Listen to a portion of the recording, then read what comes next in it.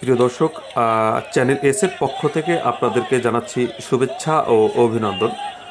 দর্শক, আমি ইব্রাহিম সবুজ এই মুহূর্তে রয়েছি মাদারীপুর জেলার কালকিনি উপজেলাধীন রমজানপুরে।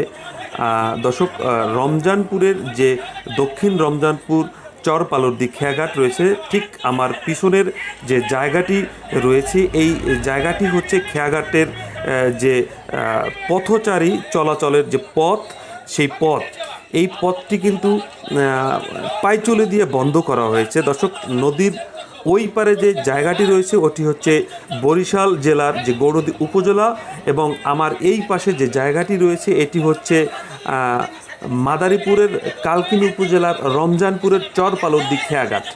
এই চরপালরদি যে খেয়াঘাট জায়গাটি রয়েছে, ঠিক এই জায়গাটি কিন্তু কিছু দুষ্কৃত যে লোক রয়েছে, যারা আপনার সীমানা দিয়ে বা পাইচুলি দিয়ে মানুষের চলাচলের পথে কিন্তু ব্যাহত ঘটাচ্ছে। ঠিক এই চলাচলের যে ব্যাহত হচ্ছে, এইটির কারণেই কিন্তু মানুষ এখানে উৎসুক জনতা বা স্থানীয় জনতা এটার বিক্ষোভ করে কিন্তু সেই জায়গাটি বা সেই পাইচুলিটি ভেঙে ফেলেছে। তো ভেঙে ফেলার পরে এখানে যে স্বাভাবিক চলা, সেটি কিন্তু একটি স্বাভাবিক মাত্রায় এসেছে বলে আমরা দেখেছি। এবং এখানকার যে সমস্ত স্থানীয় বাসিন্দা রয়েছে, তাদের যে দাবি যে কোনো এক ক্ষমতার কারণে তারা এই সরকারি জায়গা দখল করে পাইচালি করছিল, তাই তারা ভেঙে দিয়েছে।